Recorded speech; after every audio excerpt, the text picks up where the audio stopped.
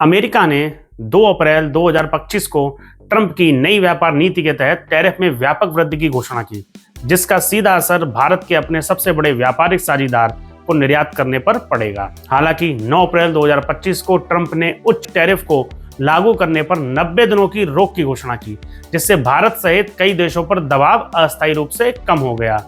इसके बाद 28 मई को अमेरिकी संघीय न्यायालय अर्थात अमेरिकी अंतर्राष्ट्रीय व्यापार न्यायालय ने अंतर्राष्ट्रीय शक्तियों के कानून international emergency economic power act 1977 के तहत ट्रंप को व्यापक टैरिफ लगाने से रोक दिया।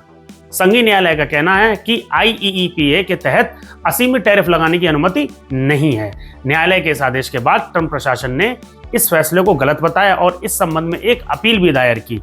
ट्रंप प्रशासन की ओर से जजों ने न्यायिक शक्ति का दुरुपयोग किया है, ऐसा आरोप उन पर लगाया गया। 29 मई 2025 को संघीय सर्किट के लिए अमेरिकी अपील न्यायालय ने एक अस्थायी रोक लगा दी, जो ट्रंप प्रशासन को उन टैरिफों को फिर से लागू करने की अनुमति देती है जिन्हें एक दिन पहले अंतर्राष्ट्रीय व्यापार न्यायालय के द्वारा रोक दिया गया था। ट्रंप ने अत्यधिक टैरिफ लगाने का कारण अमेरिका के व्यापारिक घाटे और नशीली दवाओं के खतरे को बताया है।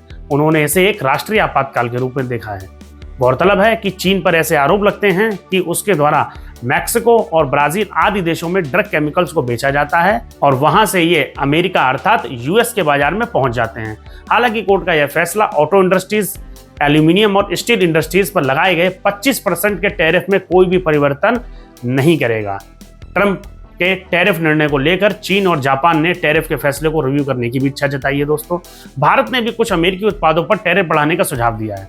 डोनाल्ड ट्रंप के दूसरे कार्यकाल के दौरान यह भारत का पहला जवाबी कदम है। समाचार एजेंसियों ब्लूमबर्ग और राइटर्स ने WTO को प्रस्तुत एक दस्तावेज का हवाला देते हुए बताया है कि भारत ने स्टील और एल्यूमिनियम पर वाशिंगटन के शुल्कों का मुकाबला करने के लिए कुछ अमेरिकी वस्तुओं पर शुल्क लगाने का प्रस्ताव दिया है, जो राष्ट्रपति डोनाल्ड ट्रंप की टैरिफ व्यवस्था के खिलाफ उनका पहला जवाब है।